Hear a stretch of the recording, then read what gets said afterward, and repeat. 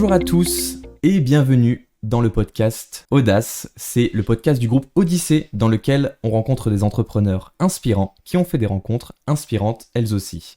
J'ai aujourd'hui le plaisir de recevoir Maxime Malacarne. Maxime Malacarne, bonjour. Bonjour Sylvain. Présente-toi. Donc Maxime Malacarne, je suis le gérant du cabinet MM, je suis consultant indépendant, je suis formateur et coach certifié spécialisé sur les problématiques liées au management et à la gestion de l'humain en entreprise. Très bien. Aujourd'hui, on va parler un peu de ton parcours pour voir qu'est-ce qui t'a amené aujourd'hui à faire ce métier. Oui. Donc pour commencer, qu'est-ce que tu as fait comme étude ? Est-ce que tu savais tout de suite que tu voulais être manager ? Alors non, réponse de but en blanc, absolument pas, du tout. C'est un métier dont j'avais jamais entendu parler, à proprement parler, quoi, le métier de manager, de gestion de l'humain. Et c'est venu un peu à moi par le fruit des rencontres et du hasard, je dirais. D'un point de vue purement scolaire, je fais un bac littéraire, tout ce qu'il y a de plus simple, voilà. Ouais.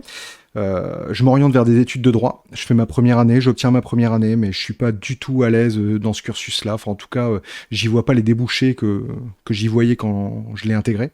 Mhm. Je pars sur une année de psycho sur l'île 3, pareil, année que j'obtiens, mais ça me plaît pas non plus. Je sens que les débouchés m'amènent vers quelque chose qui me plaît pas. Et Ouais, là, mais qu'est-ce qui t'intéressait dans la psycho à la base ? C'était quoi là ? ben, c'était le fonctionnement vraiment de l'être humain, de l'individu, pourquoi certaines pensées arrivent à nous, pourquoi on a certaines limites, pourquoi on a certaines croyances même dans certains cas de figure. Voilà, c'était cet aspect-là. J'y voyais plus un aspect très théorique et même presque philosophique quand j'ai intégré ça. Et ça s'est révélé être quelque chose d'extrêmement scientifique en fait, hein, où il y avait beaucoup de mathématiques à faire et venant d'un bac littéraire, autant dire que les équations, c'était pas trop mon truc, quoi. C'était l'humain plutôt que les chiffres qui t'intéressaient, quoi. Oui, c'est tout à fait ça. Voilà. Et donc, à l'issue des études, Et à l'issue des études, passage à vide. Passage à vide, je vis chez ma mère, j'ai une petite vingtaine d'années, je sais pas ce que je veux faire de ma vie. Donc je suis un petit peu paumé, et puis dans ma famille, on n'est pas du genre à tolérer ce genre de situation. Donc là, ma mère me dit, écoute, là, il faut que tu trouves du boulot si tu reprends pas d'études. Et j'ai trouvé du boulot. ok, t'as trouvé du boulot dans quoi ? La restauration rapide. La restauration rapide. Ouais. Alors, tu m'as donné une petite photo juste avant ce live. Tu m'as demandé qu'on puisse montrer peut-être cette époque, Oui, l'époque de McDonald's. exactement. Comment t'en es arrivé là ? Comment j'en suis arrivé là ? Alors les mots sont un petit peu forts, hein, dans la tournure ça peut paraître un peu négatif, mais clairement pour globaliser, McDo c'est l'une de mes plus belles expériences professionnelles. C'est-à-dire que ça m'a permis un petit peu de m'ouvrir au monde, de m'ouvrir à la société, mais de manière assez large, aux individus, au véritable monde du travail, de gagner mes premiers salaires, et donc d'avancer sur la route de l'autonomie et de l'indépendance surtout, donc d'arrêter de vivre chez maman pour résumer. C'était le début de la vie active. C'est tout à fait ça, voilà. Donc je rentre chez McDo parce que quand tu es jeune, quand tu es valenciennois, que tu n'as pas un gros niveau d'études, à l'époque il y a 2 entreprises qui recrutent massivement ce type de profil, c'est B2S qui faisait du phoning, donc c'était de la prospection client ou de la réclamation client au téléphone, soit McDonald's. Voilà, parce que McDo, sur le Valenciennois, t'as 4 ou 5 restos, et puis je parle même pas de la grande banlieue valenciennoise. Donc, Tu savais dans quoi tu te lançais quand t'as choisi McDo ? absolument pas. Absolument pas. Je me retrouve le premier jour au McDo, c'était un mercredi. Je travaillais sur celui de Denain, c'était ma première expérience. Ouais. Poste à frites. Le poste à frites, c'est la première chose que tu apprends quand tu rentres chez McDonald's. Et quand j'ai fini mon rush, le rush, c'est la période de service, en fait. Hein. Ouais. Il y en a un le midi, un le soir, en général. J'étais rincé. Je me suis dit, j'arriverai jamais à faire une journée de plus. Parce qu'en fait, on a une image de McDonald's qui est effectivement un peu négative, où on se dit, les gens qui travaillent là-bas sont maltraités, ils y restent pas longtemps parce qu'en fait, on les rince, voilà, on prend toute leur énergie et ensuite on passe au suivant. Du coup, comment tu l'as vécu et comment t'as réussi à en tirer des leçons ? Comment je l'ai vécu ? C'est-à-dire que j'avais pas beaucoup de possibilités à l'époque et je suis issu d'une génération, alors ça peut paraître bizarre, j'ai quand même 42 ans, je tiens à le préciser aux auditeurs, voilà. Mais je fais partie d'une génération où à un moment donné, on avait encore cette capacité de résilience vis-à-vis de l'adversité professionnelle, ce qui a tendance aujourd'hui à se perdre, mais au profit d'autres qualités professionnelles. C'est-à-dire qu'à un moment donné, je me suis dit, si j'arrête ça, qu'est-ce que je vais faire après ? Si je suis pas capable de tenir un poste au McDonald's, qu'est-ce que je vais faire de ma vie ? Donc tu t'es dit, si j'encaisse, au moins ça prouvera que je sais au moins exister dans le monde du travail. C'est ça. Ça me responsabilise, ça me donne une première expérience, et même si je fais pas ça toute ma vie, j'en tirerai toujours quelque chose de positif. Ouais, moi, pendant que j'étais en études, j'ai été serveur au Grand Stade de Lille. D'accord? Et bon, il y a des fois où, voilà, on sent qu'on est qu'un numéro. Bien sûr. Ouais. Et ça apprend la modestie, ça apprend voilà, à être humble, disons. Exactement. Ça t'apprend, tu développes des qualités techniques, parce que forcément elles sont inhérentes au métier, puis tu développes aussi des qualités humaines, tu fais des rencontres, tu apprends des fois à ravaler des fois certaines émotions un petit peu intenses qui te prennent quand tu es justement dans le rush, Mhm. que ce soit le client qui vient te houspiller parce qu'il n'est pas content de ce qu'il a eu sur son plateau, ou même ton responsable qui des fois lui-même pète un plomb et puis s'en prend à toi, des fois de manière justifiée, mais bon, c'était une autre époque, on va dire, c'était il y a 20 ans. Alors, est-ce qu'il y a des personnes de l'époque avec qui tu as gardé contact? Parce que c'était du coup il y a combien Il y a d'années? 20 ans, Il y a 20 ans. c'est ce que je te disais, Il y a voilà. 20 ans, donc Tout à fait. voilà. Est-ce que t'as gardé contact avec des gens qui ont subi aussi ce contexte? Subi, j'aime pas du tout ce mot. Moi, je dis ça parce que j'ai pas connu McDonald's. Voilà, Mais- comme je te disais en préambule, pour moi, c'est vraiment, ça reste encore une très belle expérience Voilà. professionnelle. Et pour répondre à ta question, oui, tout à fait. Parce que chez McDo, j'y ai rencontré la personne qui deviendra la mère de ma fille, voilà, D'accord. avec qui je suis toujours en très bon contact malgré la séparation, mais qui est passé par McDo et qui a travaillé beaucoup plus longtemps que moi d'ailleurs, voilà. Et j'ai ma meilleure amie. Qui est toujours, toujours en fait très régulièrement on se voit, on fait des sorties entre potes, etc. Et elle est passée à la concurrence. C'est marrant parce que du coup, on se rend compte que il y a quand même eu une place à l'humain. Mhm. C'est-à-dire que dans un environnement exigeant, vous avez quand même réussi à créer des liens Ouais. avec d'autres personnes. Donc moi, je trouve que c'est beau, c'est peut-être un message d'espoir pour l'humanité de se dire que même si on se sent écrasé par des responsabilités, par une structure qui est au-delà de nous, on peut quand même être des personnes civilisées. Ouais, tout à fait. Tout à fait. Tu développes un peu des liens de camaraderie, c'est-à-dire que, voilà, je te parlais du rush, ça porte. Je vois pas d'autres mots pour qualifier ce moment de travail tellement intense que quelque part tu t'échappes de ton corps. Ouais. Tu te mets presque en mode machine pour supporter l'instant. Et quand Ok. tes collègues qui viennent t'aider, te filer un coup de main, que toi-même, des fois, tu restes un peu plus longtemps pour leur filer un coup de main, tu développes des vrais liens solides. Je dirais que le rapprochement le plus proche que je peux faire, ça pourrait presque être l'armée, tu vois. Ouais. Ou à un genre, moment donné, tu dois compter sur le gars qui est à côté de toi sur la chaîne, ou même des chaînes de production industrielle où le type avant toi ou après toi peut pas faillir, parce que sinon, Ouais. tu mets en panne tout l'outil de Tu production. dirais que c'est un peu comme piloter un sous-marin, peut-être. Après, je sais pas si t'as déjà Ouais. piloté un sous-marin. Alors, j'ai jamais piloté de Moi, c'est le sous-marin. week-end, je Ouais. pilote des sous-marins, ça m'arrive. D'accord. En tout cas, l'image du sous-marinier que j'ai, c'est-à-dire discipliné, vraiment investi dans sa tâche, ouais, c'est un petit peu ça, effectivement. Tout le monde sait ce qu'il a à faire et tout le monde sait comment il doit agir quand il faut agir. Ok. Voilà. Alors aujourd'hui, tu viens coacher, former donc des managers, des agents de maîtrise, des entrepreneurs. Mhm. Voilà. Quelle leçon t'as pu tirer du coup de cette époque à McDonald's dans ce que tu peux comprendre peut-être de tes clients ou dans ce que tu peux leur apporter? Ouais. Énormément de choses. Parce que tu parlais tout à l'heure de et ta vision du management, elle vient d'où? Ou ton management, il vient d'où? Mhm. Ben, il vient de là, de la marque aux deux arches, voilà, comme on dit. C'est eux qui m'ont donné mes premières bases, puisque j'ai commencé comme équipier, et quand j'ai quitté McDo, j'avais un poste de manager, je suis passé par les postes de responsable de commande, responsable de planning, donc j'ai pu évoluer, comme on dit, Ouais. voilà, au sein de la structure. Voilà, c'est pas le cas de tout le monde, ce qui peut expliquer qu'il y ait des fois un turnover un peu important, parce que plus tu montes dans une pyramide hiérarchique et plus les postes se raréfient, ça tu le sais très bien. Forcément. Voilà. Et j'ai eu cette chance, en fait, à un moment donné, d'avoir la confiance de mes supérieurs hiérarchiques, d'être suffisamment investi pour qu'on dise à un moment donné, voilà, Maxime, il faut le former. Et puis, j'ai intégré le centre de formation de McDo France. Ok, alors ça du coup c'était à Paris? Ouais, tout à fait. Donc le siège, donc il doit toujours se trouver à Guyancourt, c'est à côté de Versailles. Ils ont plusieurs bâtiments qui leur appartiennent, et puis quand tu vas là-bas, tu manges du McDo, quoi. Et t'y vas pendant plusieurs semaines, donc différé. Et puis là, on t'apprend tous les process internes. T'as des devoirs, t'as un examen final. C'est quoi, c'est des PowerPoint toute la journée? Il y a des mises en pratique? Ouais, tout à fait. Tu as de la mise en pratique, tu as des exercices théoriques. Ils te font même bosser sur un peu de l'ingénierie de développement de sandwich pour créer de la cohésion de groupe. Je suppose d'ailleurs que les idées ont dû partir au bureau d'études qui développe les gammes suite à ça. Et puis, tu as de l'immersion en restaurant où on t'envoie dans un resto avec des gens que tu connais à peine pour aller faire, par exemple, du suivi client ou prendre un poste même. Tu participes au rush. Chez McDo, en fait, que tu sois équipier ou que tu sois même des fois le franchisé, il est pas rare que tu ailles au poste à frites, au poste de production de viande, à la distribution des boissons. Tout le monde mouille le maillot sur la chaîne de production. Ok, ouais. C'est pas une fois que t'es monté manager, tu t'occupes plus de rien. Il n'y a pas de rupture avec le réel chez eux. T'es toujours sur le terrain. Tout à fait, ouais. T'es toujours sur le terrain.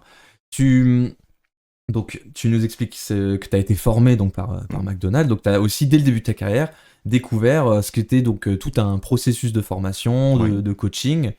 Donc, voilà. Donc, ça t'a peut-être donné aussi une idée de ce que tu peux faire aujourd'hui dans ton métier. Tout à fait. Comment t'as quitté McDo? Ça s'est passé comment? Ça s'est très bien passé. C'est une démission pure et simple, puisque il y avait un petit journal qui se créait dans le Valenciennois qui s'appelait Quoi de neuf sur ma planète. C'était un journal qui parlait de développement durable, un petit peu avant-gardiste, avant que ce terme-là soit vraiment aujourd'hui QVT, QVCT, RSE, soit vraiment dans le langage commun, je dirais, des entreprises. Et j'ai fait ça pendant 1 an. Donc là, on était 2 dans cette aventure. J'ai fait de la logistique, j'ai fait le webmastering, je faisais du développement commercial également. On avait même été retenu au Noël de l'Élysée. À l'époque, c'était Nicolas Sarkozy qui était président de la République. Donc on avait été jusqu'à l'Élysée pour aller livrer les journaux. Enfin, une véritable aventure, quoi. Et malheureusement, cette aventure s'est arrêtée au bout d'1 an puisque on n'a pas trouvé, en tout cas, les clients, ou en tout cas les supports nécessaires pour pérenniser l'activité. Donc au bout d'1 année, je me suis retrouvé licencié économique, puisque j'étais salarié du journal. Ok, et donc à ce moment-là, comment on vit du coup un licenciement économique? Parce que toi tu te sentais bien dans ce contexte d'être dans un média? C'est comment dirais-je, c'est un peu un sentiment ambivalent. Dans un sens, licencié éco, en tout cas à l'époque où je l'ai été, c'était pas la fin du monde, puisque le dispositif dans lequel je me suis retrouvé, c'était maintien de mon salaire, enfin 90% de mon salaire net était maintenu, donc ça allait financièrement, je me suis pas retrouvé dehors. J'ai eu accès à des formations et un suivi particulier, sans passer par... j'allais dire France Travail, mais à l'époque c'était Pôle Emploi. Donc voilà. Même pas la NPE peut-être? Non, c'est peut-être y a pas. C'était peut-être bien la NPE. Bien la NPE, ouais. C'est vrai que ça a tellement changé.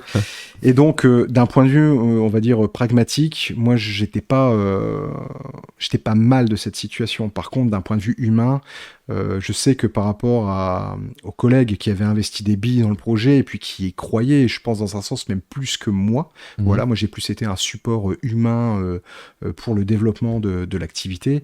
Ça a été beaucoup plus dur de surmonter ça. Et donc d'un point de vue humain, comme c'est quelqu'un que je côtoie toujours aujourd'hui, je sais que ça a été une phase assez difficile. Ouais, donc tu as connu l'arrêt d'une aventure, l'arrêt d'une activité. Sans en avoir les inconvénients. C'est-à-dire, j'ai pas dû vendre ma maison, j'ai pas été saisi, etc. quoi. Ouais. Mais quand tu dois amener chez un commissaire-priseur ton propre véhicule, ton ordinateur, ton matériel de bureau, etc., et puis qu'à la fin, que t'es tout déchargé, on te dit donnez-moi les clés et rentrer à pied, ça fait vraiment bizarre. Ouais. Ça doit faire vraiment bizarre. Et du coup, cette personne qui gérait donc le journal, t'as encore contact aujourd'hui? Oui, tout à fait. C'est une personne qui a rebondi, qui a retrouvé après une activité professionnelle, et donc tout va bien pour elle aujourd'hui. Donc bon, ça va quoi. plutôt rassurant qu'on peut rebondir après ça. Bien sûr, puis ça prouve qu'à un moment donné, quand on veut, tout est possible. Il y a des passages qui sont des fois un petit peu plus durs dans la vie, mais voilà, après c'est une question d'état d'esprit, quoi. Bien. Donc après ce journal, après ce média, comment t'as fait la transition? Donc t'as eu cette période de licenciement économique où tu aurais pu te dire bon, c'est confortable, j'ai un maintien de 90% de mon salaire. Donc, pendant 2 ans, je tiens à le préciser. Pendant 2 ans, tu aurais pu devenir artiste peintre. Oui, j'aurais pu, mais je l'ai pas fait. Alors du coup, qu'est-ce qui t'a motivé à remettre les pieds dans l'entreprise alors? Quand j'ai goûté au boulot, en fait, j'ai mis le doigt dans un engrenage. C'est-à-dire que j'ai découvert un aspect de ma personnalité qui m'a dit... en fait, t'aimes ça. t'aimes ça travailler, t'aimes l'activité, le fait que ça bouge, gagner de l'argent à la fin ou au début de mois, c'est selon là où tu bosses. Mais quoi qu'il en soit, ça me plaisait et j'avais découvert cette indépendance surtout. Et je me voyais pas là, pendant 2 ans, à rester chez moi, parce que j'étais en couple à l'époque, à me tourner les pouces, à jouer à la PlayStation ou voilà. Parce que pour ce journal, t'avais des missions très variées. Oui, tout à fait, voilà. Tu touchais un peu à tout, développement commercial. C'est ça, il n'y avait pas 2 journées pareilles. Donc là, l'ennui est vite arrivé. L'ennui est très vite arrivé. J'avais besoin de mouvement. Ouais, tout à fait. Et surtout, j'avais besoin de retrouver du boulot. Parce que quand tu te retrouves encore une fois sans activité, le chômage est une activité aujourd'hui, mais quand tu te retrouves sans activité propre, tu coupes le lien social, tu finis par t'isoler, et puis là, c'est la porte ouverte à tout, quoi. C'est-à-dire, tu décales un petit peu ton biorhythme, tu te couches un peu plus tard, tu te lèves un petit peu plus tard, et puis tu perds un petit peu... Tu commences à fréquenter des gens qui, eux non plus, n'ont pas de travail. C'est marrant ce que tu dis, mais c'est un petit peu ça, voilà. Donc c'est finalement un microcosme qui s'entretient un petit peu. Ouais. Il se trouve que j'ai pas eu à aller au fil d'attente de la NPE pour trouver du boulot, parce que j'étais dans un dispositif un peu particulier, mais au bout de 2 mois, j'en pouvais plus. Et donc au bout de 2 mois, je retrouve un boulot. Et alors comment t'as fait? Petites annonces? Comment j'ai fait? J'ai vu ça passer, mais il me semble que c'est sur le site de la NPE, j'ai dû voir ça passer, tu vois. Et puis je me dis allez, je vais y aller, quoi. J'y vais. Dans l'hôtellerie. Dans l'hôtellerie. L'hôtellerie. Je connaissais rien du tout. Voilà. Et alors c'est dans ta personnalité d'aller comme ça, la fleur au fusil, de se dire bon ben c'est un milieu que je connais pas, mais bon sur le tas je vais apprendre, je vais me former et ça ira. J'avais aucune idée de là où j'allais. En fait, un peu comme quand je suis rentré chez McDonald's, c'est-à-dire je me suis dit, j'ai réussi à faire de la restauration rapide. Plus rien ne peut m'arrêter. Je devrais arriver à faire de l'hôtellerie traditionnelle. Voilà. On me donne un contact là-bas. C'était une famille qui tenait cet hôtel. C'était le Grand Hôtel de Valenciennes, qui aujourd'hui a été cédé à un groupe. Voilà, mais à l'époque, c'était une famille qui le tenait depuis 3 générations. Ah oui. Et donc, je rencontre la directrice de l'établissement. On a un entretien d'embauche, tout ce qu'il y a de plus formel. Et puis, le lendemain ou le surlendemain, il m'appelle en me disant, voilà, on n'a pas de CDI à te proposer ou de CDD. CDD, on a une courte mission de remplacement. On a un réceptionniste qui est en congé. Est-ce que ça t'intéresse, quoi, de prendre la mission pendant 15 jours? Bon, je me renseigne un petit peu auprès de mon conseiller dans mon dispositif, voir si ça casse pas mes droits quand même, si je me retrouve pas un petit peu dans une situation complexe. Ouais, pour 2 semaines, ce serait dommage. Exactement, voilà, il y avait pas vraiment de vision à long terme sur ce boulot-là. Et puis lui me confirme que non, je peux y aller, que ça fera que reconduire de 15 jours mes droits. Alors moi, je me dis, allez, tentons l'aventure. Puis là, j'arrive le premier jour au poste de réception, on est 3, et puis on me demande si je parle couramment anglais. Alors je dis, Burger. Oh yeah. C'est un petit peu l'idée, je bredouille un peu, je sais m'exprimer, je sais dire bonjour, etc. Et aucune idée qu'il fallait apprendre quand même un anglais assez technique, apprendre les formules pour donner une clé, etc. Plus apprendre après tout le process, comment on loue une chambre, parce que ça se fait pas comme ça. Et j'ai appris ça sur 15 jours. Et il se trouve qu'au bout de 15 jours, je faisais mieux l'affaire en fait qu'un jeune qu'ils avaient recruté avant moi et sur lequel en fait ils avaient des petites problématiques, notamment des problématiques relationnelles, assez froids, voire même distants avec la clientèle, etc. Et ils ont mis fin à sa période d'essai. Voilà. Donc, ce qui a fait la différence, c'est que t'es un mec sympa. Alors, au-delà du côté sympa, je pense surtout c'est que j'ai pas peur d'aller voir les personnes ou en tout cas de me confronter au réel. Un client qui vient, on doit le recevoir correctement, on doit faire des efforts. En fait, on doit prendre sur soi à un moment donné. Voilà, c'était la vision que j'avais à cette époque-là et que j'ai toujours plus ou moins maintenant. D'accord. Et ça a permis en fait de faire la différence. Au-delà du fait qu'après j'ai appris le process interne de l'hôtel, que l'anglais s'est bonifié avec les semaines et voilà, donc j'ai obtenu le poste. Ouais. Et est-ce que tu as eu quand même t'as pas fait quelques petites bourdes dans le monde de l'hôtellerie au début ou ces 2 premières semaines elles ont été hyper concluantes dès le début Des bourdes, c'est-à-dire que j'étais quand même supervisé sur le poste. Voilà. Ouais. On m'a lâché au bout de quelques jours en solo sur donc un quart de prise de poste parce que la plupart des réceptionnistes sont seuls. Dans les hôtels, il y avait un peu moins de 100 chambres au niveau du grand hôtel, donc tu es tout seul pour faire les locs et puis les départs. Et des bourdes, il y en a eu, voilà, des bourdes de débutants. Voilà. Trompé de clé. Des choses comme ça, ou le client qui casse la clé dans la porte pas connaître la procédure pour changer la clé, etc. Ah Donc ouais, ça c'est des petits éléments handicapants, mais ça m'a aussi beaucoup appris comme boulot. Qu'est-ce que t'en retires aujourd'hui de cette époque? Des choses extrêmement positives, encore une fois, parce que je suis homme à toujours chercher le positif, quelle que soit la situation à laquelle je suis confronté. Et au-delà de ça, j'avais appris les bases du management chez McDo. Là, j'ai appris les bases de la relation client. Et quand je dis les bases, je dirais même la relation client avancée. Parce que le Grand Hôtel de Valenciennes, à l'époque où j'y bossais, c'était la référence de l'hôtellerie du Valenciennois. On était sur un hôtel qui était toujours entre 3 et 4 étoiles. 3 étoiles par choix par rapport au prix, mais qui avait un standard 4 étoiles en fait. D'accord. Voilà. Très bon 3 étoiles. Voilà, exactement. Donc il n'était pas rare qu'on reçoive soit des meetings politiques, donc tout bord politique confondu. Donc j'ai eu l'occasion de rencontrer des personnes assez variées, des députés, des représentants de partis, etc., des ministres en exercice. David Douillet d'ailleurs, qui était ministre des Sports. Il a bien dormi du coup ou Alors il a pas dormi. Effectivement, c'était un séminaire qui avait lieu dans l'un des grands salons du Grand Hôtel. Voilà, mais un homme très sympa, très accessible. Je me rappelle encore de sa poignée de main. Ouais. Impressionnant. Bah je vois que t'es encore un peu abîmé depuis. Je me tiens les mains, voilà, tout à fait. Non, ça va, mais très très sympa. Et puis voilà quoi. Donc une belle représentation à ce niveau-là. On recevait également pas mal de, on va dire, de monde du showbiz, de musique, puisque pas mal de festivals ou de stars qui venaient, se poser là la nuit après le show qui était fait. On avait également des partenariats avec le Festival de cinéma de Valenciennes. Donc j'ai côtoyé pas mal d'acteurs, d'actrices, de producteurs, de réalisateurs, avec ce que ça a de positif et de négatif, bien sûr. C'est un monde un peu particulier. T'as une petite anecdote peut-être avec des personnalités Alors, il est de bon ton, comme on dit, quand on travaille dans les métiers du service, de respecter le secret professionnel. Tout à fait. Mais ouais, j'ai une petite anecdote dont je peux te parler sans citer bien sûr le nom. Bien sûr. Voilà, Ça s'est passé pendant le cadre du Festival de cinéma de Valenciennes et ce qui se passe, c'est qu'en fait, là-bas, tu as les attachés de presse qui viennent te voir, qui encadrent un petit peu tout ce petit monde qui se fait emmener d'une salle obscure à une autre et puis après ils débriefent, ils votent, etc. Ils sont complètement drivés par ces personnes-là et elles font la logistique avec les partenaires, dont nous, le Grand Hôtel. Et alors, on te dit, telle personne a le droit à son minibar illimité, telle personne, si elle va au restaurant, c'est pour lui, s'il y a du minibar, c'est pour elle, si elle reçoit d'autres personnes, c'est pour lui. Enfin, voilà, tu dois mettre des gants blancs et puis respecter un protocole hyper strict, parce que après tu froisses les susceptibilités, comme on dit, et puis la réputation, ça va très très vite, quoi. Faut que l'expérience dans l'hôtel soit sans couture, comme on dit. Exactement. Et je me retrouve avec une actrice assez connue qui a des notes et qui ne savait pas qu'elle devrait les régler. Donc on me demande de lui dire et de lui annoncer qu'elle doit régler sa note. D'accord. De bar, de restaurant, etc. Bonjour, voici la facture.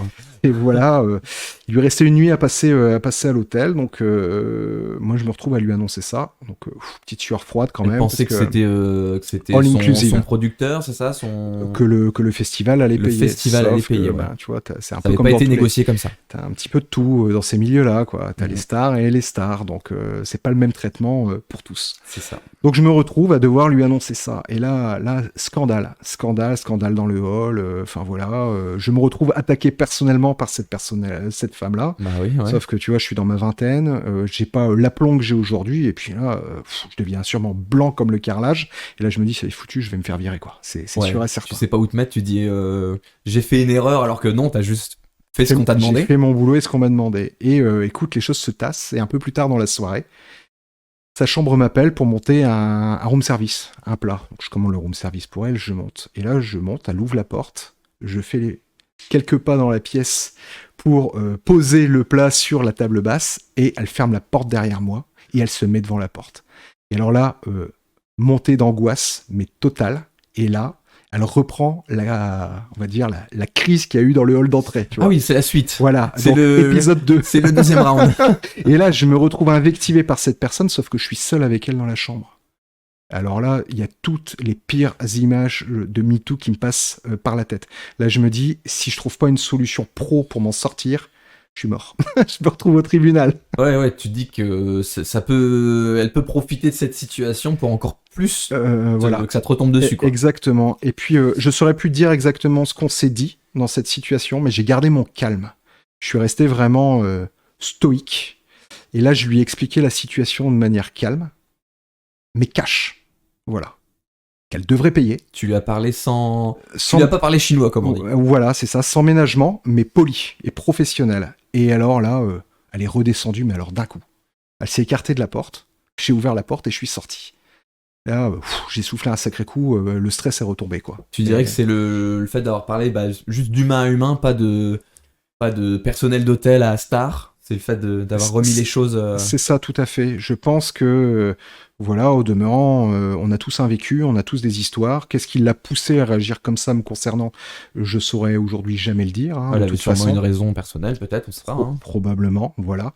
Mais quoi qu'il en soit, à un moment donné, j'aime bien cette expression, remis l'église au milieu du village. Et je lui ai fait comprendre que son statut ne lui permettait pas de s'en prendre à moi comme ça.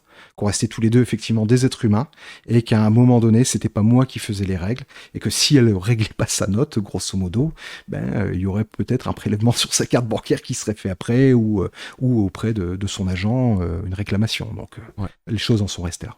Voilà. Ok, ouais. C'est une sacrée expérience et puis... Oui. Puis ouais, c'est une leçon de sang-froid, c'est une leçon de voilà self-control, self-control et puis voilà, c'est de la gestion de crise aussi, hein. C'est de la gestion de crise. Donc, exactement. Du coup, tu peux peut-être coacher aussi tes managers par rapport à ça. Si un jour ils se retrouvent face à soit un client très difficile ou un salarié qui sort de ses gonds. Comment peut-on temporiser Oui, exactement, parce que parallèlement à ça, en plus, mais quelques années plus tard, vraiment, je me suis passionné pour une discipline qui s'appelle le Krav Maga, voilà, qui est de la self-défense, et je suis devenu instructeur après quelques années de pratique, voilà. Donc ça m'a vraiment fait comprendre cette mécanique humaine, la montée de l'agressivité, la gestion des fois même de ses émotions dans des situations de stress intense, ce que j'avais appliqué de manière un petit peu, on va dire, instinctive à l'époque. Après, j'ai été capable de me l'appliquer de manière raisonnée et de le transmettre parce que j'ai donné des cours pendant pas mal d'années. Okay, parce que le Krav Maga, c'est un art martial axé sur le self-défense, c'est ça? Alors, c'est pas un art martial, c'est de la self-défense. C'est de la self-défense. Donc, voilà, il n'y a pas de code qui encadre le Krav Maga. C'est une discipline vraiment à part entière. Le but vraiment, c'est de se protéger, de protéger ses proches. Voilà. Soit par la fuite ou la mise en action de techniques. Et du coup, il y a quand même une part de philosophie dans les cours que vous avez ou non, c'est que pratique Alors, et du coup, la philosophie, tu l'as tirée toi par la suite. Je parlerai pas de philosophie en Krav Maga. On dit toujours, il y a 4 piliers qui sont essentiels pour avoir une pratique saine. Dis-moi. C'est la partie technique, la partie tactique, la partie physique et le mental. D'accord. Et le mental, pourquoi c'est aussi important? C'est parce que c'est ce qui va prendre le relais quand tout le reste a lâché. Quand tu sais plus développer tes techniques. Quand ton corps n'a plus envie de suivre. Et quand, d'un point de vue tactique, tu t'es mis dans une situation douteuse ou que tu as laissé une situation douteuse t'arriver. Ouais. Voilà. C'est le mental qui fera toute la différence. D'accord. Donc ça, c'est les 4 piliers. Exactement. C'est beau. J'aime bien ce genre de petite... On peut voir ça comme une forme de philosophie. Ouais. C'est pas mal. Et alors, du coup, comment t'es arrivé au Krav Maga tu t'es dit bon avec certains clients ça peut parfois mal se passer, il faut que je sois prêt à me défendre. C'est pas la réflexion que j'ai eue. Alors ça s'est passé bien sûr beaucoup plus tard, voilà, presque une dizaine d'années après. Et j'avais besoin de faire en fait une pratique sportive. Je cherchais quelque chose vraiment qui me permette un peu de me défouler, tu vois. Aujourd'hui, je sais que les box de sport, c'est le truc phare pour aller suer un bon coup après le sport. J'avais besoin en fait d'avoir déjà des interactions avec d'autres et c'était pas qu'une question d'esthétique en fait. Je voulais quelque chose aussi de pratico-pratique dans ma vie de tous les jours. Et il y a un club qui s'est ouvert sur le Valenciennois. Ça faisait quand même un petit moment que je cherchais un club. Il y avait que sur l'île. Et à Valenciennes, il y a un club qui se crée, qui s'appelle KMG Valenciennes. Donc, et il se trouve que KMG, c'est l'une des plus grosses fédérations de Krav Maga au monde. Et je me suis dit, bon, ça doit être sérieux ce truc, je vais aller tester. Je suis allé tester. Il y a un côté rassurant, du coup, à savoir se défendre. Enfin, j'imagine que tu t'estimes savoir te défendre maintenant. Ouais, alors c'est pas une science exacte, c'est comme le management, c'est le parallèle que je fais. C'est-à-dire qu'il y a des grandes théories sur le sujet, effectivement, il y a des choses qui marchent mieux que d'autres. Toutefois, l'avantage du Krav Maga, c'est que ça va te donner une vision 360 de ce qu'est la self-défense. C'est pas juste des coups que tu dois rendre dans une situation de stress ou d'agression. Voilà, c'est aussi tout un process qui va te permettre peut-être d'anticiper cette situation. pour pas avoir à y faire face, Ouais, justement. savoir sentir quand ça peut mal tourner. Déceler la problématique avant qu'elle n'arrive pour justement t'en prémunir. C'est la meilleure forme de self-défense. Et puis, si jamais tu n'as pas réussi à ça, la deuxième meilleure forme de self-défense, c'est la course à pied. C'est vrai que courir, c'est le meilleur moyen d'éviter la Ouais, confrontation. en général. Malheureusement, pour beaucoup, on n'a pas toujours l'occasion de pouvoir s'enfuir. Je vois. Et donc, est-ce que cette philosophie, Ouais. j'aime bien le terme, excuse-moi Je t'en prie.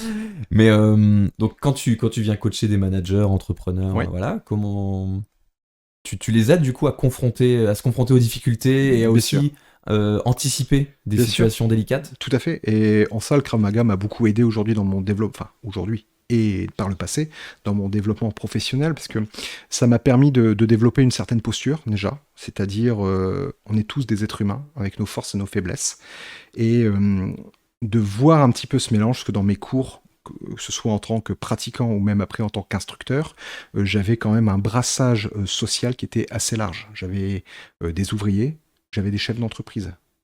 Voilà, j'avais des infirmières libérales, j'avais des mécanos, donc ça permettait déjà de créer une certaine mixité sociale, voilà. C'était des personnes qui venaient effectivement pour apprendre des choses pratiques pour leur vie, et ça en fait, ça a nourri mon activité actuelle. Voilà, quand un manager ou un chef d'entreprise qui rencontre certaines problématiques aborde avec moi cette problématique, ben, j'essaye de voir un petit peu tous les aspects qui coincent au niveau de sa situation. Et là, j'adapte après l'outil. Est-ce qu'il a besoin de technique? On parlait de technique tout à l'heure. Mhm. Eh bien, on va peut-être faire de la formation. Est-ce qu'il a besoin de travailler son mental? On va peut-être travailler sur du coaching. Est-ce qu'il a besoin d'une activité qui l'aide à se défouler, etc., à lâcher le stress, etc. Tu peux recommander le Krav Maga. Exactement. Donc là, c'est mon activité de consultant qui prendra le dessus. Et cette partie technique, tactique, pardon, que je mettais de côté, également est inhérente à ça, quoi. Très bien. Est-ce que tu pourrais nous parler donc de comment cette aventure à l'hôtel s'est terminée et comment tu as transitionné vers la suite? Bah, elle se termine encore une fois super bien. Que, comme je dis toujours, il faut toujours partir propre de ses jobs. Voilà, ça permet d'ouvrir le champ des possibles sur l'avenir et puis de laisser une bonne image de toi parce qu'on sait jamais de quoi demain est fait.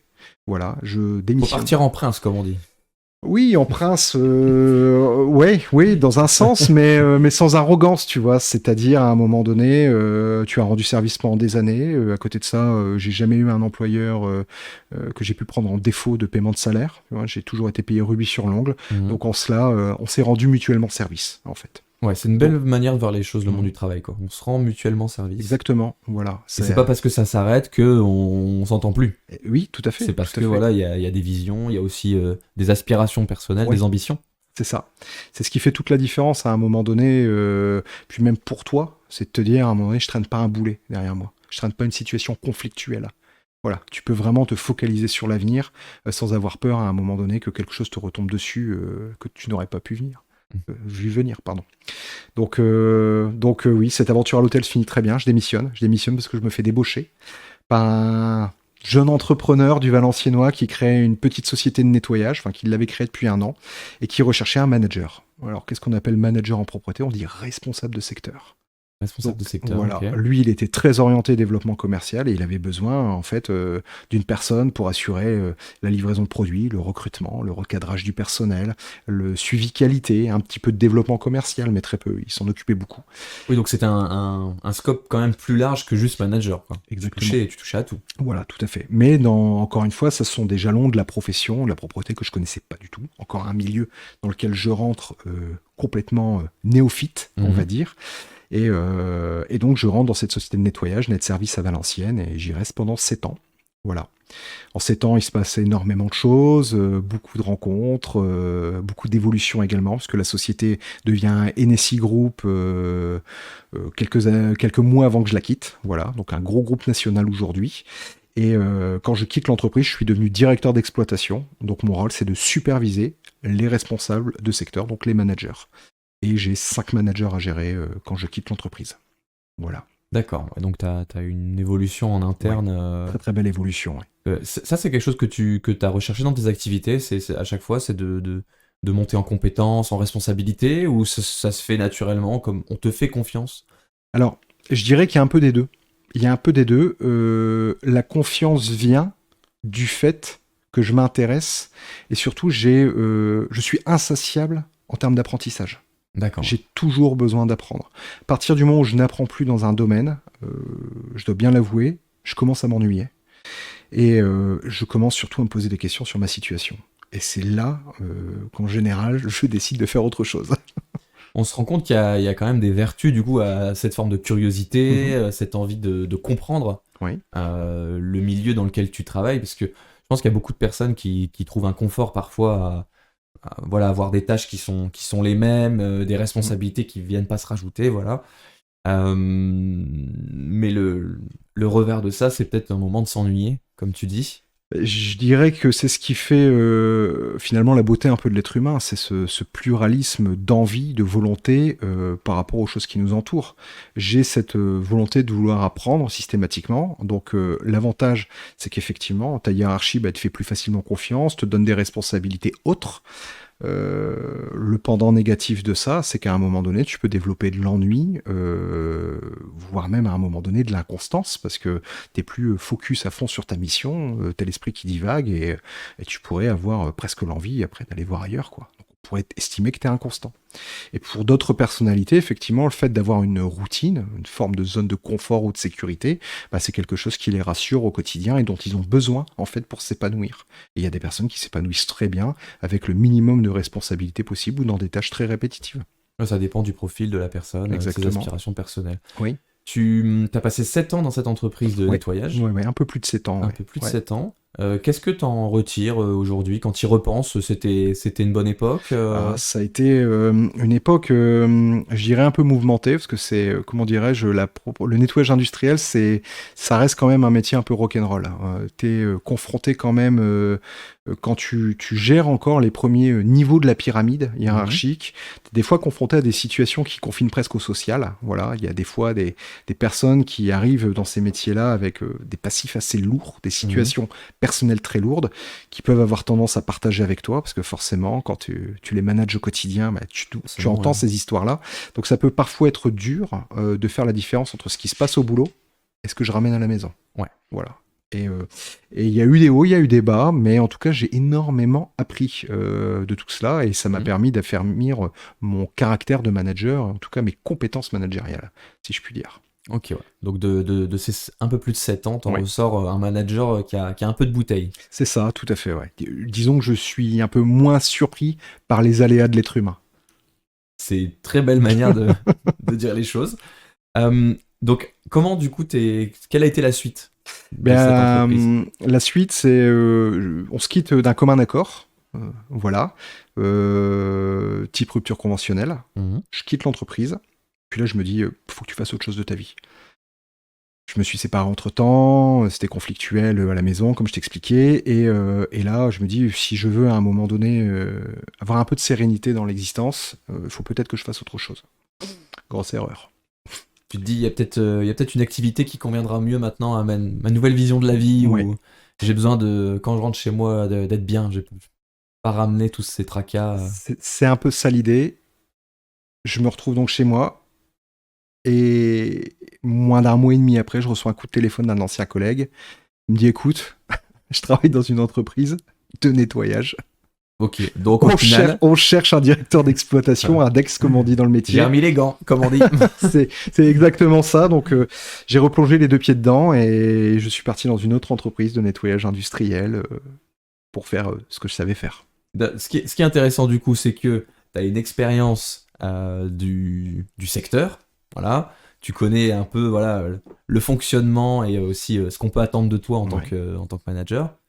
Donc t'es pas déboussolé, Non. mais alors, est-ce que tu y trouves ton compte dans cette nouvelle entreprise ou est-ce que tu retombes peut-être dans des choses que tu voulais plus retrouver? Ben, c'est un mélange un peu des deux, je te dirais. Je suis rentré très facilement dans cette entreprise, j'ai compris très rapidement pourquoi. Ils cherchaient de la compétence, et à raison. Voilà, il y avait des problématiques de management avérées, il manquait des managers, enfin il y avait des trous sur certains secteurs. Donc déjà, ma première mission, ça a été de remettre tout ça d'équerre. Ce qui a été fait. de faire du recrutement, de la formation de manager. Donc ça s'est plutôt bien passé, puisque venant déjà d'une entreprise qui utilisait le même logiciel métier, ça s'est fait plus ou moins en douceur. Pratique. C'est ça. Pour parler après des aspects plutôt développement positif, c'était une boîte qui travaillait beaucoup avec l'industrie ferroviaire, l'industrie lourde. Donc ça m'a permis d'aller dans certains secteurs et de découvrir de nouvelles activités pro. Donc ça, c'était vraiment génial. J'ai pu notamment entretenir en direct, parce que j'avais tenu à prendre le chantier, une très grosse aciérie sur le secteur du Valenciennois. Donc, Du coup, par curiosité, en quoi ça consiste du coup le nettoyage industriel d'une aciérie? Ça consiste à faire en sorte que ça devienne pas insalubre pour vraiment rester synthétique. C'est-à-dire que tu as une partie de bureau que tu entretiens comme n'importe quel locaux tertiaire. Voilà, c'est beaucoup d'acheteurs, de secrétaires, d'assistants de direction, même de direction. Voilà, donc là, il n'y a aucune problématique par rapport à ça. Par contre, quand tu vas sur une chaîne de laminage ou près des fours où ils coulent les barres d'acier, les gars, ils bossent, ils ont les bleus qui sont noirs, ils sont eux à moitié noirs. Il y a des parce étincelles que dans tous les sens. c'est un petit peu ça, donc on va dire, tu fais en sorte de rendre les locaux le plus agréable possible, en tout cas, pour leur faciliter la vie professionnelle, je dirais. Pour qu'à un moment donné, quand ils prennent leur console de pilotage, ils aient pas les mains plus noires que ça ne devrait être, etc. Ouais. Donc vraiment une autre vision, je dirais, du métier. Qui m'a énormément plu, parce que humainement parlant, j'ai rencontré vraiment des gens exceptionnels sur cette aciérie, des personnes qui te partagent leur travail. Ils ont tu parlais d'étincelles tout à l'heure, mais eux, ils les ont dans les yeux, quoi. Et tu vois les coulées d'acier comme ça, les machines qui te soulèvent ça, enfin, c'est de la science-fiction, quoi. Faut vraiment le vivre pour s'en rendre compte. Ouais, j'imagine aussi le bruit peut-être, l'ambiance, t'es comme dans la mine, quoi. Il y a la chaleur, il y a le bruit. La première fois que je suis allé sur le site, tu dis ça, je croise trois gars qui revenaient de la chaîne de laminage, ils allaient vers les douches. Ils étaient noirs de la tête aux pieds, quoi. Je me suis dit, mais où je débarque? C'est des métiers difficiles quand même. Ouais, mais très exigeants. Les gars sont passionnés par ce qu'ils font. C'est incroyable, incroyable. Ils ont vraiment le feu en eux, quoi. C'est beau. Ouais. C'est beau. Donc, cette société de nettoyage, donc t'étais dans quel secteur, rappelle-moi? Alors j'étais sur le Valenciennois, la société en elle-même, son siège c'est sur Saint-Amand. Je bossais beaucoup sur le Valenciennois et également sur la région lilloise, puisqu'il y avait une antenne sur Villeneuve-d'Ascq. Donc j'étais à cheval sur les deux en tant que directeur d'exploitation. Ok. Tu nous disais que t'avais un ancien collègue du coup qui t'avait recommandé, c'est ça? Coopté, tout à fait. T'avais coopté. C'est beau du coup d'avoir gardé d'avoir un contact qui est souvenu de toi et qui dit bon bah lui pourrait faire l'affaire. Oui, c'est en ça, quand je dis toujours partir propre, ça t'aide pour ta carrière, parce qu'à un moment donné, effectivement, même si t'es pas forcément le meilleur ami avec tous tes collègues, s'ils ont une image de toi qui reste pro, carré, finalement d'une personne fiable dans le travail, tu sais jamais quelque part ce que la vie te réserve, quoi, et donc t'es pas à l'abri d'une bonne surprise. Tout à fait, ouais. Donc, quand tu es dans cette entreprise-là, on est en quelle année? Très bonne question, ça me fait repartir en arrière, je suis en 2020. 2020, je rentre dans cette entreprise-là et j'y bosse à peu près 3 ans et demi, avec une coupure à un moment donné.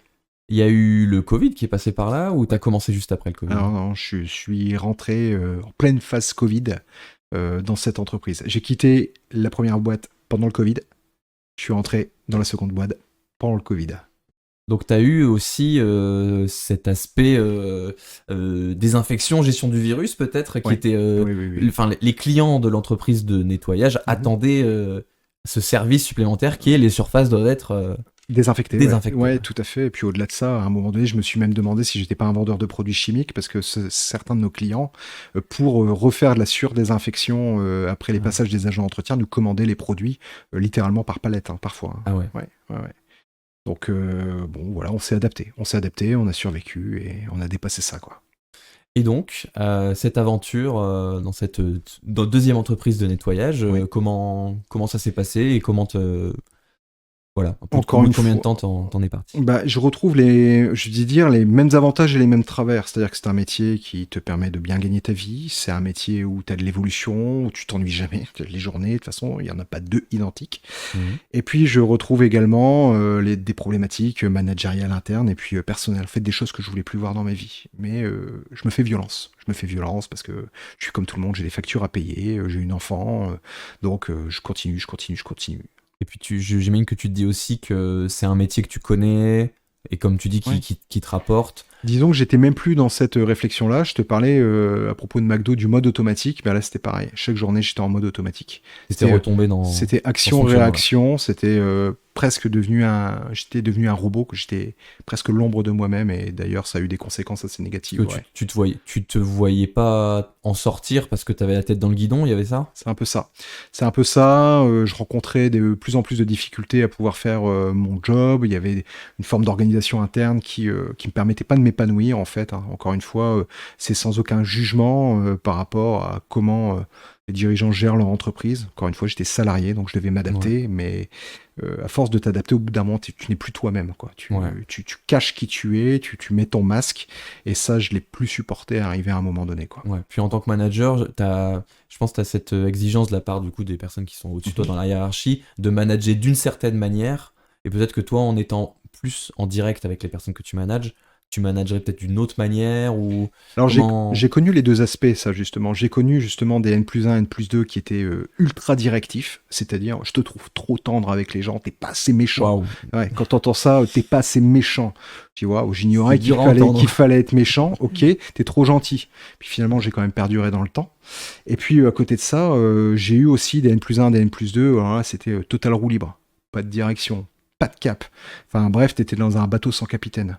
Ou en tout cas où tu as l'impression qu'il n'y a pas de capitaine, parce qu'on te cache le cap et la destination. Ah, ouais. Et je te disais, je suis quelqu'un qui aime bien apprendre, qui aime bien comprendre comment fonctionnent les choses, et alors quand tu me laisses dans le flou, pour moi, c'est qu'il y a un loup, quoi. Pour reprendre les paroles de Martine Aubry, il me semble. C'est Aubry qui a quitté son poste récemment. D'accord, ok, je savais pas. Bah, écoute, elle a transmis, elle a fait la passation de pouvoir. D'accord, ok. Donc, toi, t'en arrives dans cette entreprise-là, voilà, t'en peux plus. Au burn-out, j'arrive. On peut dire le terme. Ouais, j'en arrive au burn-out. C'est-à-dire qu'un jour, je rentre du boulot, je m'écroule dans ma bagnole, je me mets à pleurer, je comprends pas pourquoi. Le mail de trop, en fait. Le mail de trop de mon N+1, un mail ultra agressif, infantilisant, condescendant, enfin la totale, la caricature de ce que tu vois sur LinkedIn régulièrement, de le mail que vous devez jamais envoyer à vos collaborateurs. Ouais. Et ça, c'est la goutte d'eau qui fait déborder le vase. Et là, je comprends que j'ai un vrai problème, quoi. Et t'avais tellement pris sur toi, ouais, c'est ça. Depuis du coup plusieurs années, que la soupape elle a explosé, quoi. C'est-à-dire que trop de pression, et là je me retrouve en arrêt pendant quasiment 3 mois et demi. 3 mois et demi, repos intensif, parce que j'étais vraiment dans un sale état, quoi, psychologique. Ouais. Est-ce qu'il y avait des signes avant-coureurs, peut-être? Oui. Il y en avait. Avec le recul, je comprends qu'il y en avait. L'irritabilité, des changements d'humeur, à un moment donné, à plus supporter certaines situations que j'encaissais très bien, à être à fleur de peau, à prendre de manière personnelle beaucoup de choses, à avoir le sentiment que tout échappe. Enfin, ça paraît un peu caricatural, tout ce que je te dis, mais à un moment donné... Le burn-out, c'est une tentative désespérée de sauver un bateau qui est en train de couler, un petit peu. Ouais, c'est ton corps qui réagit, ça. Et le bateau qui était en train de couler, c'était moi.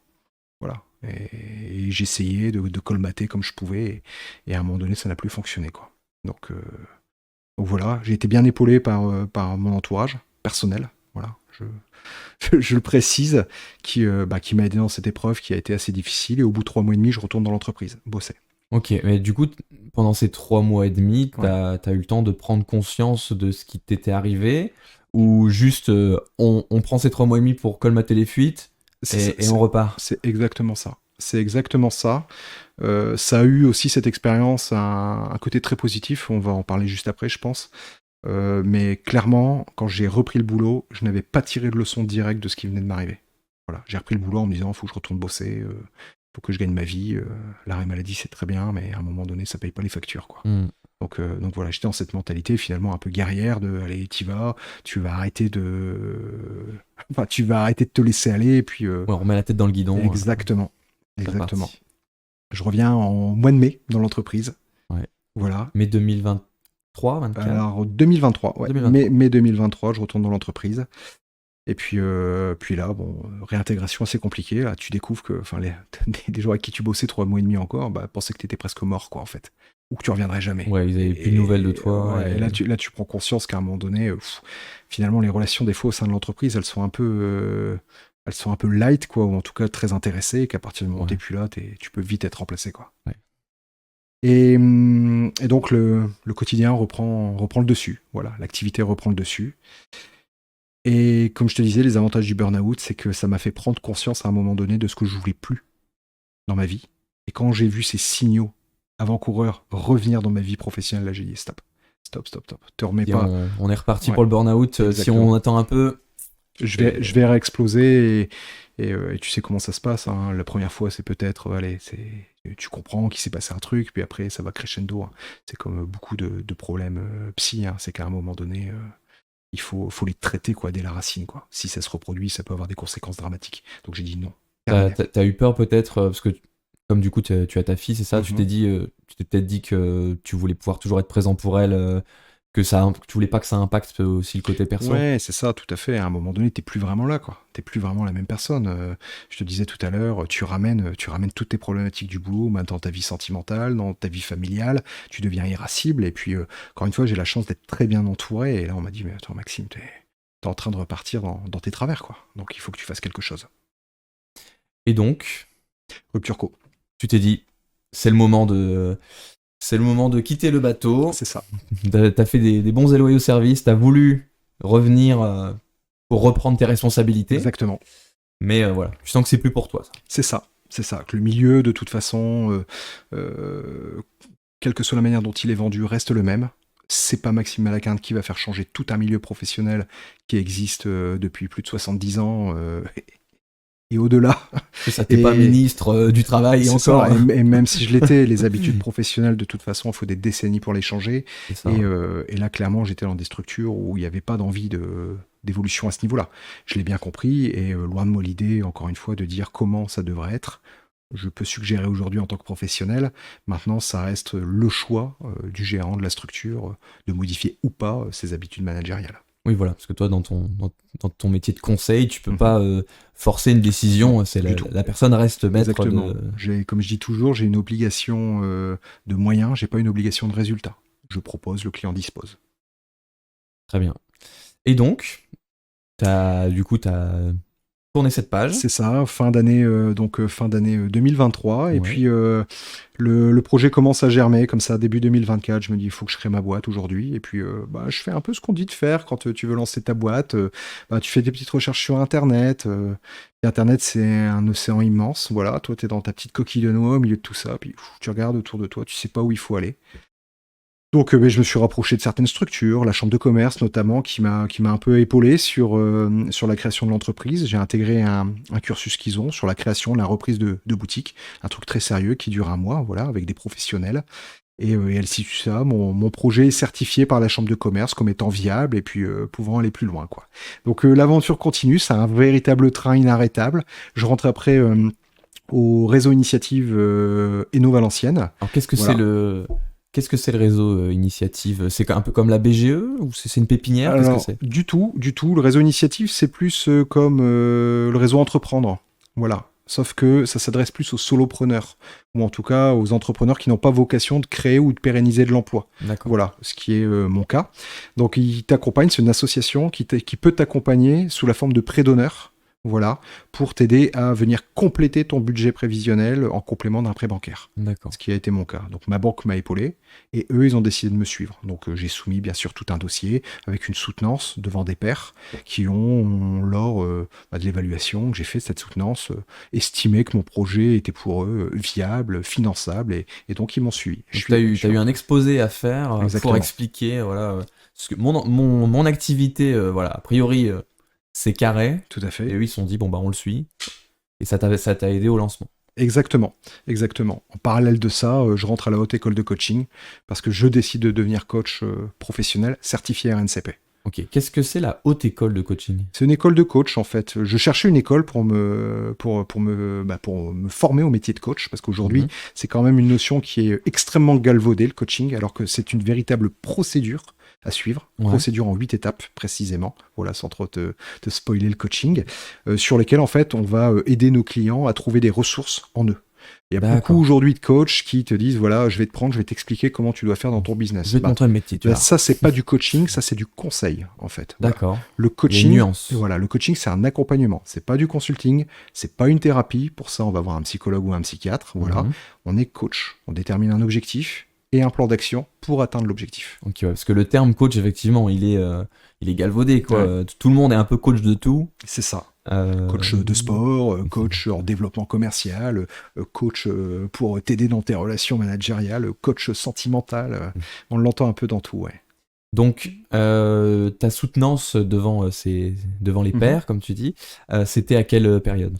Alors cette soutenance, elle a lieu au mois de juin 2024. Ouais. Donc là, on m'annonce que c'est OK, ça passe. Donc tous les voyants sont au vert pour lancer la Très boutique. bien. Donc là, gros boulot administratif pour monter la boîte, voilà, avec un expert comptable. Voilà, j'ai voulu aller au plus vite, donc j'ai pris un expert comptable pour monter la boutique et puis que ce soit carré. Et puis septembre 2024, naissance officielle dans le journal officiel du cabinet MM. Alors, on va mettre ton logo euh, comme ceci. Voilà, cabinet MM. Oui. Qu'on a aussi ton petit flyer ici que tu peux montrer à la caméra devant toi. Hop, celle-ci, voilà. Cabinet MM, du coup. Voilà.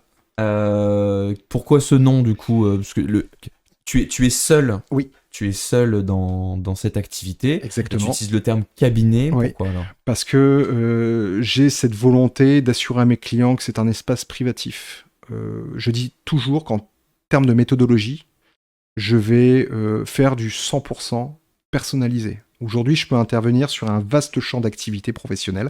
Et alors ça, je dis merci, tu as encore un avantage d'être passé par le nettoyage industriel ou même l'hôtellerie, parce que ça m'a ouvert vraiment sur un vaste spectre de métiers, voilà, de l'industrie lourde au tertiaire, des cabinets d'avocats, etc. Donc le fait déjà d'aller dans un cabinet, c'est que tu cherches un conseil, tu cherches quelque chose de personnalisé.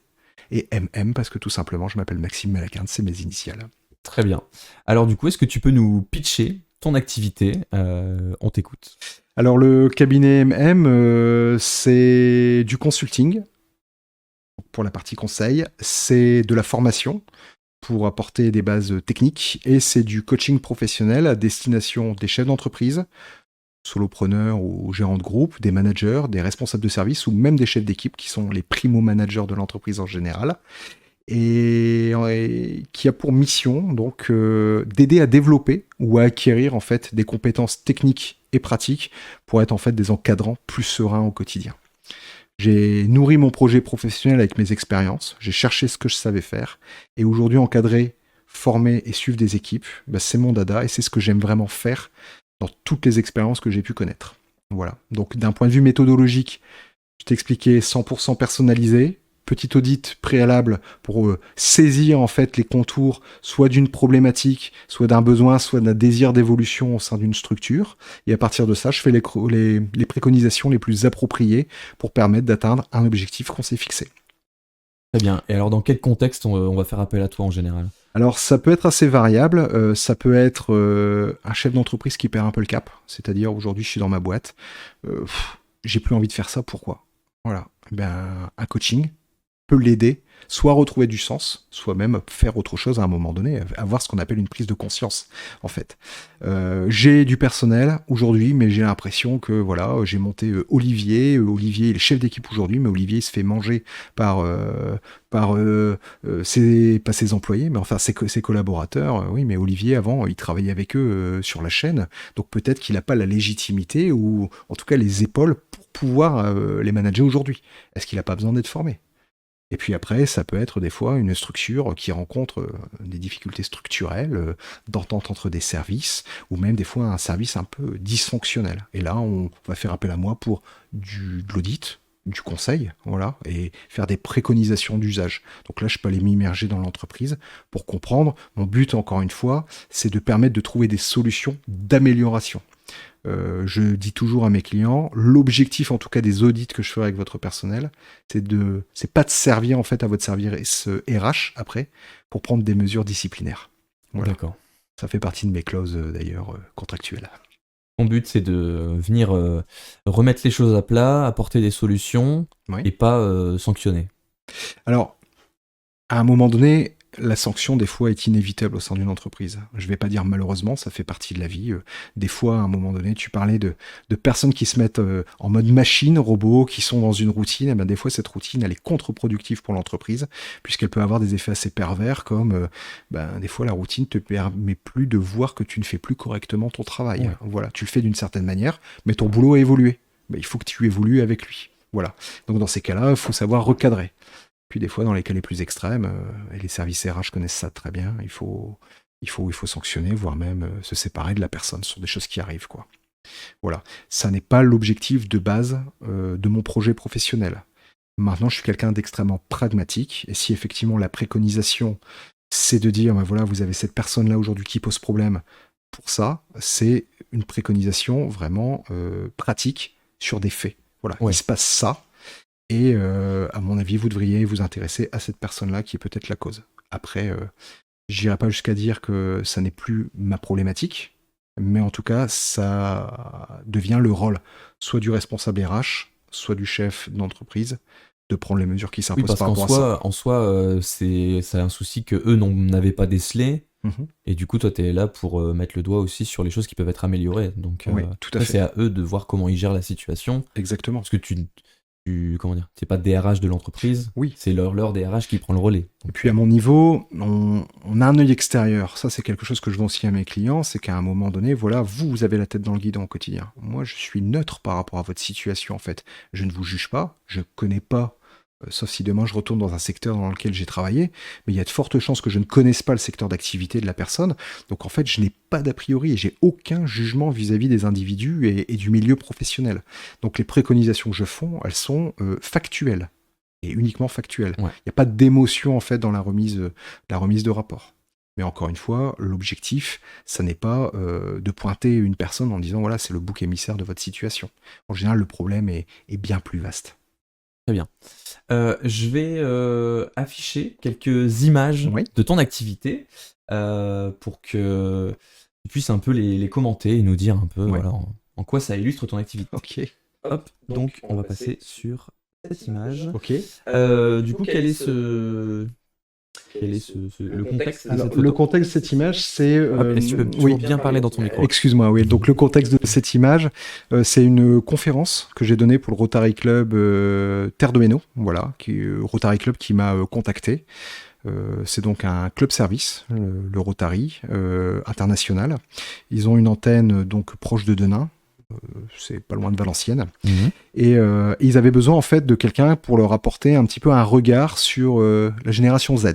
Voilà, beaucoup moyenne d'âge, 30 à 50, 60 ans dans le club, voilà, donc beaucoup de millennials ou même de boomers, et donc des difficultés un petit peu de communication avec les plus jeunes. Donc ils avaient besoin d'un éclairage par rapport à ça.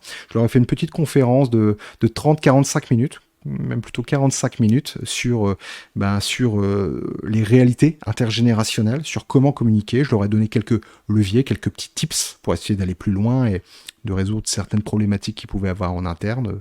Voilà un petit peu ce qui s'est passé lors de cette soirée. C'était très, très chouette. Donc tu es amené à faire des conférences auprès du coup de... Là, le coup, le Rotary, c'est un réseau, c'est un groupe... Oui, tout à fait. Dans des entreprises aussi ? Oui, tout à fait. Comment ça peut se passer ? Comment ça peut se passer ? Pour donner un exemple très concret, demain j'ai rendez-vous dans un cabinet d'expertise comptable sur lequel ils ont décelé, on va dire, des difficultés, en tout cas, à s'adapter aux demandes du client. C'est-à-dire, on parlait tout à l'heure je vais pas dire de monotonie, mais de mode robot dans son fonctionnement professionnel. Mais ils sont confrontés clairement à ça. Voilà, c'est-à-dire que le client lui répond par mail, ça peut générer des frustrations et des fois ça génère des situations conflictuelles qui n'ont pas lieu d'être. Donc je fais une intervention demain pour les sensibiliser sur comment mieux communiquer pour libérer leur chef d'entreprise qui se prend directement les réclamations clients et puis se faciliter la vie sur le long terme, que ce soit en termes de stress, de gestion de la clientèle, Voilà, on peut même de plaisir au travail, parce qu'on peut parler de plaisir au travail. Ok, donc Voilà. cette notion de plaisir au travail, Ouais. elle est importante pour toi. Oui, tout à fait. Donc je vais te proposer de regarder maintenant une nouvelle image. Ouais. Qui sont ces personnes? Alors, ce sont 4 directrices de crèche d'un réseau qui s'appelle Prête-moi ta plume et qui se trouve dans le secteur de l'Amandinois, Saint-Amand. Voilà, 4 micro-crèches très actives qui rencontraient des problématiques de gestion de personnel et d'adaptation, on va dire, aux usages actuels. Donc, on va parler de manque de fidélité à l'entreprise, d'absentéisme, tout ça dans un contexte où elles étaient ultra bienveillantes et elles le sont toujours, voilà, parce qu'elles travaillent dans le secteur de la petite enfance, donc ça demande déjà, d'un point de vue de l'empathie qui va même plutôt des fois vers la sympathie, de grosses compétences, on va dire, et ça avait tendance même à les desservir. C'est-à-dire à pas oser dire à quelqu'un quand il arrive 10 minutes en retard avec les conséquences que ça a, que c'est problématique pour le bon fonctionnement de l'entreprise et le bien-être des enfants. Il y a des métiers où on a envie d'être très sympa, on Oui. se dit bah si je suis très sympa, la personne en face bah du coup va bien respecter les consignes, les horaires, et au final parfois on se rend compte que c'est l'inverse. Ah oui, exactement. D'autant plus que là, elle travaille quand même dans un secteur d'activité qui est ultra encadré. On s'occupe des enfants. Il y a des normes très précises. Exactement, elles sont très très très très dures. Voilà. Donc une salariée qui arrive 10 minutes en retard dans un secteur d'activité lambda, voilà, c'est pas problématique, on peut les rattraper. Quand tu as 10 minutes de retard dans une micro-crèche, c'est des enfants en moins tu peux garder. Donc des parents, des clients qui sont derrière insatisfaits. Quoi. Ouais, un service, une qualité de service aussi qui est pas la même. Exactement. On a un commentaire dans le chat de Aveline qui nous demande qu'est-ce qu'on entend par manque de fidélité à l'entreprise. Alors, le manque de fidélité à l'entreprise, il y a 2 notions pour moi dans le manque de fidélité à l'entreprise, et la plus importante, c'est est-ce que je suis présent quand je suis présent au sein de l'entreprise? Alors ça peut être flou, mais est-ce que votre employé, votre salarié, quand il est à son poste de travail, il est concentré sur sa tâche? Et est-ce qu'en dehors de l'entreprise, ça c'est pour le deuxième aspect, est-ce qu'en dehors de l'entreprise, il donne une bonne image de votre entreprise? Ah, intéressant. Voilà. Est-ce qu'il va pas parler sur le dos ou aller raconter peut-être des anecdotes pas... C'est-à-dire qu'à un moment donné, on a tous des histoires qui sont positives ou négatives avec nos employeurs. J'en ai plein, t'en as sûrement plein aussi. Et à un moment donné, ça peut devenir contre-productif, effectivement. C'est presque de l'auto-sabotage, finalement, de toujours dire du négatif sur son entreprise. À un moment donné, la problématique, c'est plus seulement l'entreprise, c'est un peu soi-même également. Voilà. Ouais. Ok, très bien. Merci pour ta réponse. Aveline, j'espère que ça te convient comme réponse. J'espère aussi. Donc tu nous parlais de ces personnes qui travaillent en crèche. Oui. Je vais te passer du coup maintenant une autre photo que tu vas pouvoir commenter, celle-ci. Okay.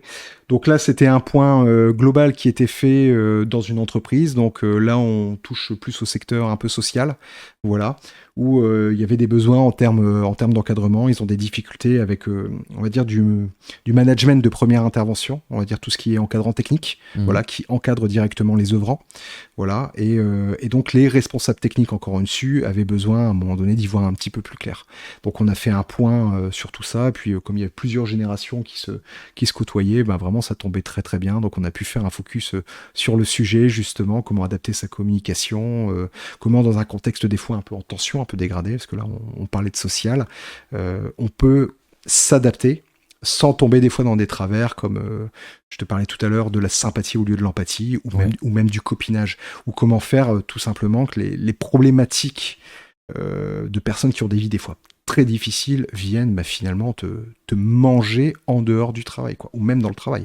Tu nous parlais de l'aspect intergénérationnel. Oui. C'est une problématique que tu vois souvent, du coup, entre les managers et les salariés. Alors, je l'ai vu en tant qu'aujourd'hui indépendant, et je l'ai vu en tant que salarié. J'ai vu des personnes partir à la retraite avec un savoir immense sans le transmettre. Ce qui est dommage, carrément dommage. C'est une perte brute pour l'entreprise. C'est une catastrophe quand ça arrive. C'est une bibliothèque qui brûle, comme on dit. C'est ça, tout à fait. C'est une très belle image, je la retiendrai. Et à côté de ça, j'ai vu des jeunes hyper motivés, se faire casser presque gratuitement des fois, parce que jeune, tout simplement. Voilà. Et puis avec, tu sais, ces vieux commentaires, je vais éviter de les dire, sinon YouTube va nous censurer. Mais ces expressions qu'on a tous déjà entendues, que les jeunes ne savent rien faire, quoi, en résumé. Et puis à force de l'entendre comme ça, casser presque gratuitement, pour finalement essayer d'avoir une légitimité qu'on n'a pas, on détruit des talents en devenir. Ouais, surtout que c'est plus difficile d'enseigner que tout simplement discréditer, quoi. Oui, et puis au-delà de ça, il faut rester pragmatique. Voilà, je suis quelqu'un, je te le disais, factuel, pragmatique. Qui va payer nos retraites à un moment donné ? C'est la génération peut-être qu'on critique aujourd'hui, la Z. C'est ça. Et après, il y a encore une autre génération qu'on appelle les alphas qui va arriver. Les pédopsychiatres les appellent les enfants tyrans. Alors bonne chance, hein. Il va falloir quand même trouver des moyens d'adaptation à un moment donné. Hein. Il va falloir arriver à transmettre du coup certaines valeurs, certaines pratiques. C'est ça. Pour créer un petit peu tout simplement du lien. Du lien, il y a toujours eu du lien finalement quand on regarde. Finalement, je te parlais d'industrie lourde. Dans ces milieux-là, ça fonctionne encore comme ça. C'est les anciens qui transmettent à des jeunes qui rentrent dans ces usines-là, des fois après avoir fait un diplôme de chaudronnerie ou de soudure, un peu par hasard. Et puis les anciens en fait prennent les jeunes sous leur aile et puis leur transmettent le boulot avec. Est-ce que tu as remarqué peut-être de la bienveillance entre justement dans les métiers manuels peut-être, ou est-ce que ce soit manuel ou tertiaire, c'est le même rapport aux petits nouveaux, ou non, les métiers manuels c'est plus cool. Il y a différentes écoles. Je dirais pas que c'est plus cool, c'est une autre école à mon sens. Métiers manuels, que ce soit les métiers du bâtiment, donc des gros chantiers, du génie civil, ou même, je te parlais de la scierie ou de la chimie, ça reste quand même des métiers qui sont assez bruts de décoffrage, on va dire authentiques. Voilà, il n'y a pas de filtre. Donc en fait, il y a beaucoup d'appelés à l'entrée et peu d'élus finalement, parce qu'il faut savoir s'accrocher dans ces milieux-là.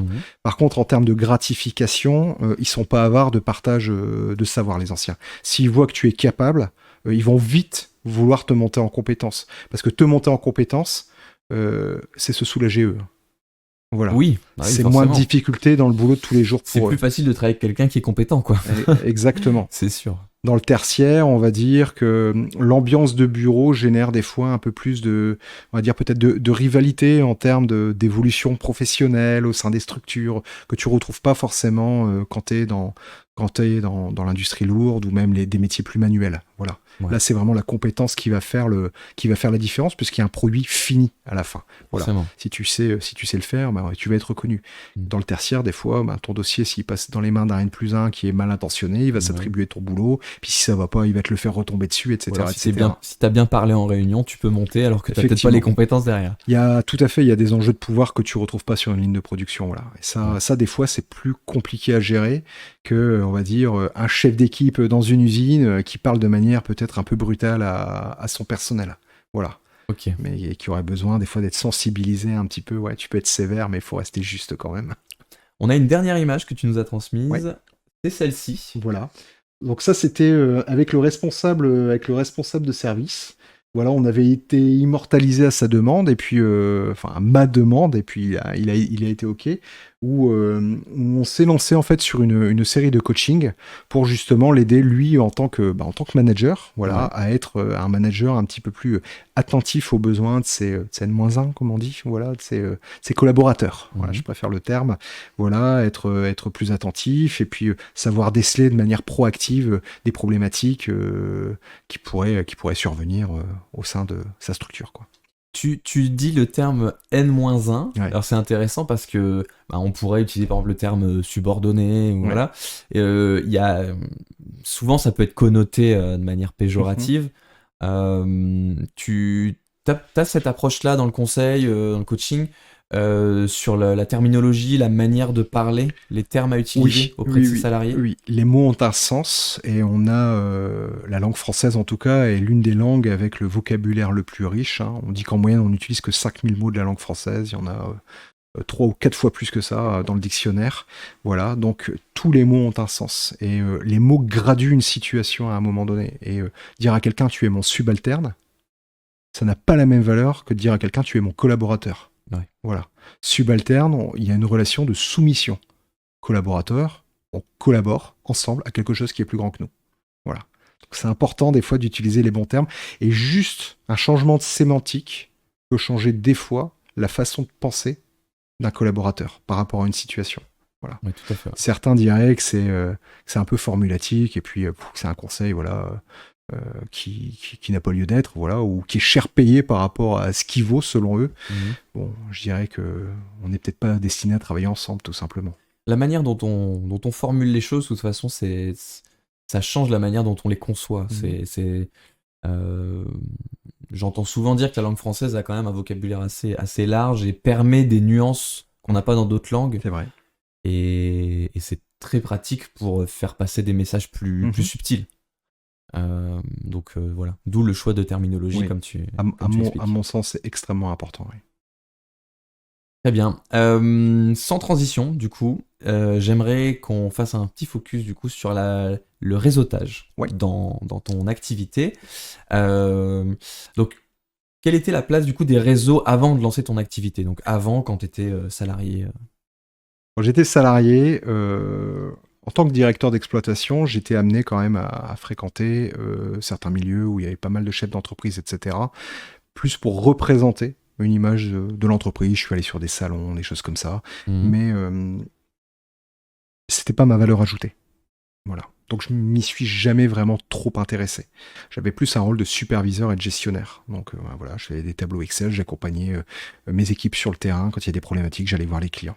Mais le business club à proprement parler, c'était pas là où on m'attendait, d'un point de vue salarié.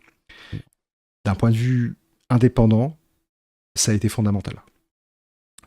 C'est quelque chose que j'avais mis dans mon business plan, de toute façon, l'acquisition de clients via des business clubs, et j'en ai visité quelques-uns entre septembre et novembre. Je pense que j'ai fait quasiment tous les business clubs dispo sur le Valenciennois. Oui, donc tu as eu cette démarche de prospecter un peu, voir un peu ce qui existe. Tu dois te faire connaître auprès des personnes qui auront le plus de chances de s'engager sur une prestation avec toi. Et où est-ce qu'on trouve des chefs d'entreprise aujourd'hui? C'est dans ces réseaux-là. Et puis en termes de valeur, toi, tu es là pour apporter un service, aider. Oui, bien sûr. Voilà. Et en fait, les personnes qui sont déjà présentes dans des réseaux, c'est des personnes qui sont ouvertes déjà à l'autre. Oui. Donc, c'est plus facile de dire, bah voilà, je peux vous apporter. C'est tout à fait vrai ce que tu dis. Et puis, ça aussi, ce côté, tu pitches. Tu repitches, encore, et tu t'aperçois au fur et à mesure que ton pitch, il évolue, il se bonifie, il devient fluide et spontané. C'est-à-dire qu'après, on te demande de pitcher dans un speed meeting, et boum, boum, boum, ça sort.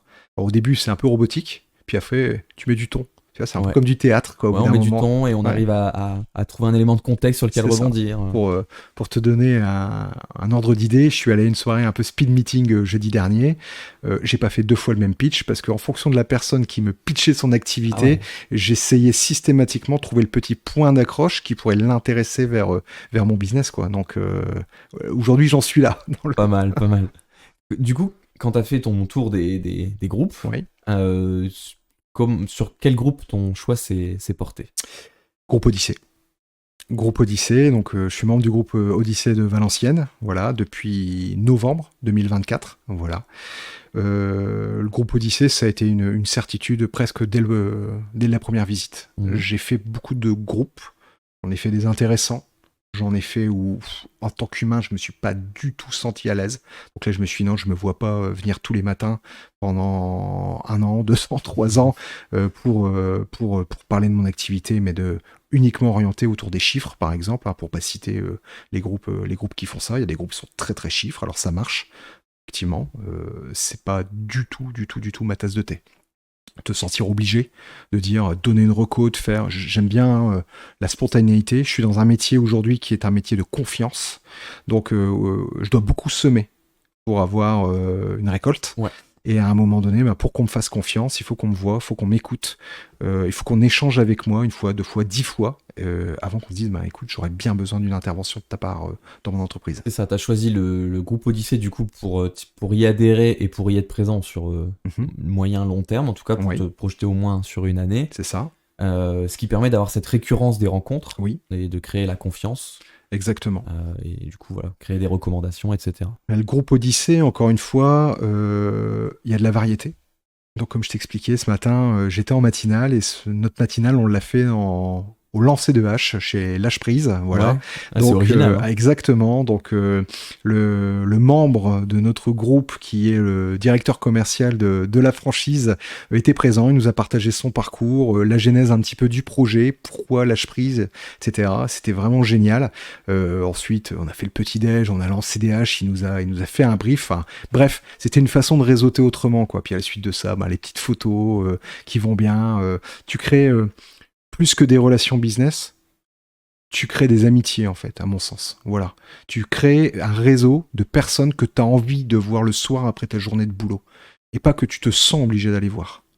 Il y a une variété en plus de clubs au sein d'Odyssée qui fait qu'à un moment donné, tu as une capacité à rencontrer une quantité de personnes qui est phénoménale. Voilà. Mais comme il y a d'autres groupes Ouais. sur voilà, le Nord-Pas-de-Calais, Mhm. effectivement, ça peut créer des synergies entre les groupes. On peut rencontrer d'autres personnes sur d'autres événements. Exactement. On peut aller venir en matinale dans d'autres groupes. Oui. Ça va Oui, être oui. intéressant du coup. Avec énormément de bienveillance et on n'est pas dépaysé, puisqu'en fait, encore une fois, la formule est bien rodée. Hein, donc Johan Marlière a bien travaillé son sujet et en fait, on n'est pas surpris. Donc on arrive même dans un autre groupe, on rencontre de nouvelles personnes, mais le fait qu'il y ait comme ça, je vais pas parler de procédure, mais qu'en tout cas, il y ait cette méthodologie qui soit la même un peu partout, ça t'enlève le stress du brise-glace Ouais. et puis t'es presque comme chez toi en fait. Ouais, t'arrives dans un terrain qui est bienveillant et Exactement. où tu te sens déjà intégré, même si Ouais. tu y es déjà jamais venu dans un autre groupe du réseau Odyssée. Donc effectivement, ça c'est une autre force des réseaux d'affaires qui ont un maillage local comme ça. C'est ça. Je te parlais en tant que coach ou même en tant que salarié, ce qui avait été fondamental dans mon développement, ça a été les valeurs, mes valeurs. Ouais. Et si mes valeurs ne sont pas identiques à celles du groupe Odyssée, qui a ses propres valeurs, on en a beaucoup en commun, en tout cas. Et quand je vais au groupe Odyssée, c'est un pur plaisir. Me lever de bonne heure pour aller voir ce groupe d'entrepreneurs, de responsables, etc. Moi, j'y vais jamais avec des pieds de plomb. Le petit croissant, le petit café quand même. Alors, le café, oui, je suis pas trop viennoiserie, Pas trop tu viennoiserie vois, voilà. Donc, en général, j'ai déjeuné avant d'y aller, justement, pour pas tomber là-dedans, tu vois. Parce que je t'ai dit, non, j'ai la Tu quarantaine, respectes donc la diète, c'est ça ça. devient compliqué au bout d'un Ça, moment. il y a un âge où on fait attention. C'est tout à fait ça. Et voilà, ça fait d'ailleurs beaucoup rire les membres de mon club quand ils me voient pas taper. Il y avait des très beaux petits pains ce matin, donc j'en ai pas pris. Mais en Non, tout merci. cas, c'est un peu l'idée. Il y a toujours celui qui va te tenter. Mais encore une fois, tu l'as dit, c'est de la bienveillance, c'est de la camaraderie. Et l'échange business, en fait, se fait spontanément. Une cliente m'a appelé tout à l'heure pour me demander un conseil RH. Encore une fois, moi, je sais rester à ma place. Le RH pur, droit du travail, c'est pas moi. J'ai passé un coup de téléphone à un membre du groupe, pas du mien, d'un autre groupe Odyssée, Ouais, qui m'a renvoyé vers un autre membre du groupe Odyssée d'un autre club. génial. Et j'ai donné les coordonnées. Donc, quelque part, si moi je peux faire travailler un membre du groupe, même si on se connaît à peine, tu vois, ben, c'est top, quoi. La mission, elle est remplie, quoi. C'est beau, c'est beau. Et donc ça, t'as commencé en novembre, c'est Ouais, ça? tout à fait. Au groupe Odyssée. Donc depuis que tu as intégré le groupe Odyssée, est-ce que donc tu nous as dit que tu avais pu recommander des personnes. Mhm. Toi, est-ce que tu as reçu des recommandations ou est-ce que tu as rencontré des personnes avec qui tu travailles en collaboration peut-être? Ouais, tout à fait. J'ai eu quelques propositions et puis j'ai fait quelques propositions qui m'ont amené à travailler avec certains membres de mon groupe, voilà, sur du coaching, sur de la conférence, hein, je t'en parlais tout à l'heure, voilà, sur ces activités-là qui leur apportent une valeur ajoutée, quoi, par rapport à la gestion de leur personnel. Très bien. Qu'est-ce que tu dirais à quelqu'un qui n'a pas encore eu cette démarche du coup d'entrer dans les réseaux? Qu'est-ce que Ouais. tu lui dirais pour passer le pas? Qu'à un moment donné, les réseaux, si tu crées ton activité, c'est une obligation. Il faut que tu y ailles. Il faut que tu y ailles parce que en y allant, encore une fois, on va mettre un visage sur un nom. Tu seras identifié, on te connaîtra. Il faut y aller de manière régulière. Et surtout, au bout d'un moment, il faut s'engager. Il faut en choisir un. Pas aller dans 2, 3, 4 réseaux différents parce que on se disperse après. Ouais. Et puis, ça peut avoir un impact financier sur ton activité. Mais c'est de s'engager dans un réseau. Et si tu t'engages dans un réseau, bah vas-y à fond. Parce que la récurrence dans ton réseau fera qu'à un moment donné, il y aura de la confiance. Et cette confiance va t'amener le business. Voilà. Les personnes te verront, sauront que tu es quelqu'un de constant, de fiable, de pro, et auront plus spontanément l'envie de te solliciter pour des activités. Voilà, je le vois bien des fois dans les soirées business que je peux faire. Il y a des personnes qui vivotent d'un club, d'un autre, etc. Et c'est une façon d'appréhender ou de voir les choses. Moi, je suis quelqu'un qui a besoin de confiance avant de m'engager avec quelqu'un. Et donc, la confiance, ça passe aussi par la constance. Très bien. Et bah écoute, sur ces belles paroles, la confiance passe aussi par la constance. Je trouve que c'est une belle manière de conclure. Écoute, Maxime, c'était un plaisir de parler avec toi. Plaisir partagé, écoute, c'était un grand moment. Merci de nous avoir permis de retracer ton parcours et de voir que, effectivement, on peut tirer pas mal de belles leçons de ces expériences passées. Exactement, on peut focaliser sur ce qui va pas, mais voilà, c'est toujours mieux de focaliser sur ce qui va pour pouvoir avancer, voilà. Très bien. Bah écoute, je te remercie. Merci à toi, Je Sylvain. te dis au plaisir de te retrouver peut-être pour une prochaine émission. Avec grand plaisir, bien sûr. Merci à toi. Merci à tous d'avoir regardé Audace, le podcast du groupe Odyssée. N'hésitez pas à liker la vidéo, à la partager sur les réseaux comme LinkedIn. N'hésitez pas aussi à revenir du coup dans 2 semaines pour la prochaine émission. On aura un invité dont je ne peux pas encore vous parler, mais qui va vous plaire. Et si vous souhaitez participer au podcast, n'hésitez pas à nous contacter par mail. Le mail va s'afficher juste après sur votre écran. Merci à vous de nous avoir regardés et à dans 2 semaines.